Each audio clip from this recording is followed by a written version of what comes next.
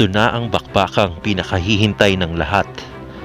Ang labanan ng dalawa sa pinakamalakas at pinakamahusay na boksingero para sa bantamweight supremacy.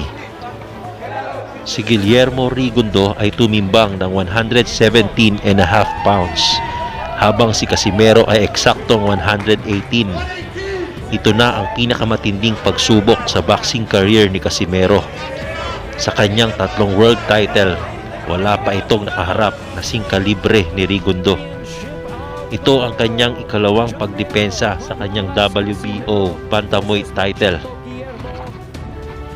Mahirap man ang labang ito, ngunit ang isang panalo laban kay Rigundo ay maghahanay kay Casimero bilang isa sa elite fighter sa mundo ng boxing.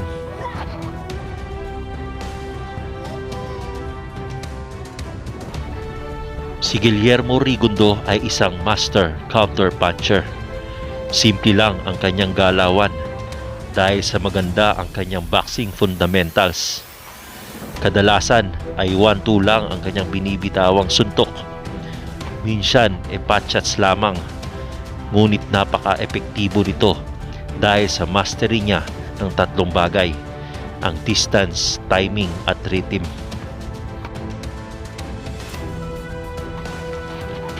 Sa unang sandali ng labanan ay pinag-aaralan nito ang kilos at reaksyon ng kalaban. Ang kanyang jab ay ginagamit niya hindi para pumuntos, kundi sinusukat lamang nito ang tamang distansya sa pagbitaw ng kanyang mga counters. Kung inyong mapapansin, mahilig nitong pikein ang kanyang jab or left hook na tila pinapractice niya ang pagbitaw. Ito ay ginagawa niya bilang pain at panlin lang. Sa ganitong paraan ay nasisira niya ang rhythm ng katunggali, at dahil sa mabilis na reflexes nito ay nagagawa nitong matimingan ng solid na counters ang kalaban. Hindi natin mapagkakaila na tumatanda na din itong si Rigo. Sa edad na 40 ay hindi natin pa alam kung ito ay makakaapekto sa kanyang physical na talento. Ngunit dahil sa pundasyon ng skills ni Rigo ay ang kanyang mastery sa basics at fundamentals, ito ay magiging malaking problema pa din sa kanyang nakakabatang mga kalaban. Sa mga nakaraang laban ni Casimero, nakita natin ang malaking improvement sa kanyang boxing skills.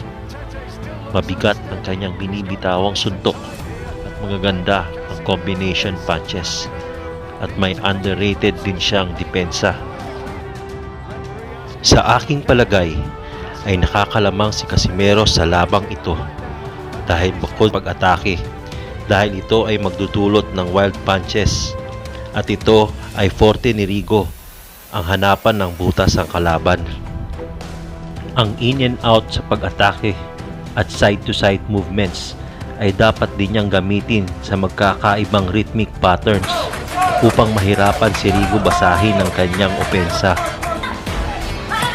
Ating suportahan si Casimero sa pinakamalaking hamon sa kanyang career, dahil ang kanyang tagumpay ay tagumpay na rin ng bawat Pilipino.